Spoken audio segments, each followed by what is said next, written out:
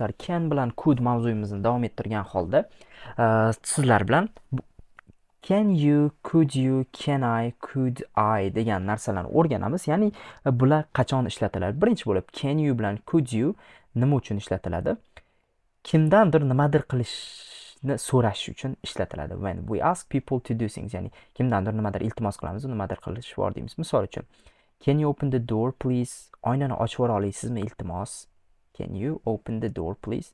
Ya'ni bu yoqda ocha olish qobiliyatingiz bormi demayapti. Ya'ni bu yoqda iltimos qilyapti. Ya'ni shu odamdan iltimos qilyapti. Mana please bor iltimos deyapti. Ya'ni oynani ochib yubora olasizmi iltimos? Yoki could you open the door please? Bu ham xuddi shunaqa. Oynani ochib yubora olasizmi?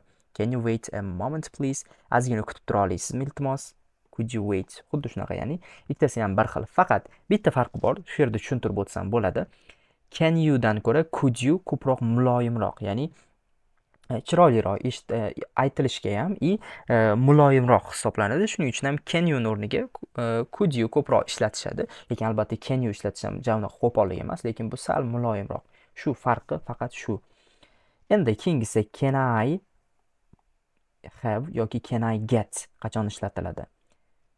Kimdandir nimadir so'rash uchun. Misol uchun can I have a glass of water please? Ya'ni misol uchun restoranga kirdingiz, ofitsiant keldi, nima xohlaysiz? Yoki misol uchun kimdir ofisiga bordingiz, shunda so'raydi. Misol uchun o'tiryapsiz, kim bilandir gaplashib, bu yoqda deylik yordamchisi keldi. O'sha odam yordamchisi keldi, yordamchisiga aytdingiz. Can I have a glass of water please? Bir stakan suv olsam maylimi iltimos? Can I get? Can I have? Ya'ni ma'nosi bir xil. Can I have? Can I get? Can I get something nimadir? Misol uchun restoranga borganda ham buyurtma berayotganda ham olsangiz bo'ladi. Misol uchun aytsangiz bo'ladi. Can I get misol uchun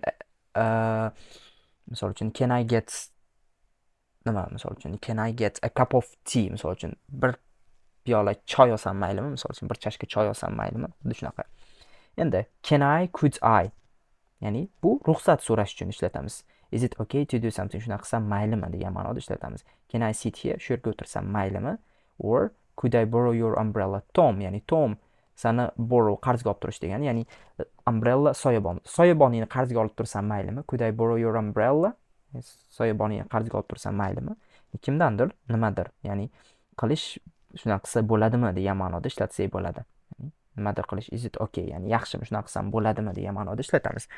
Yoki aytganimdek, mana bu can I, could I o'rniga bemalol may I ishlatsak bo'ladi. Bu yoqda o'zi yozib ketgan may I ishlatsak bo'ladi. May I can I dan ko'ra may I yana ham muloyimroq hisoblanadi. Shuning uchun bemalol ishlatsanglar bo'ladi, lekin can I ham unchalik qo'pollik hisoblanmaydi. Bemalol ishlatsanglar bo'ladi. Faqat shu farqi.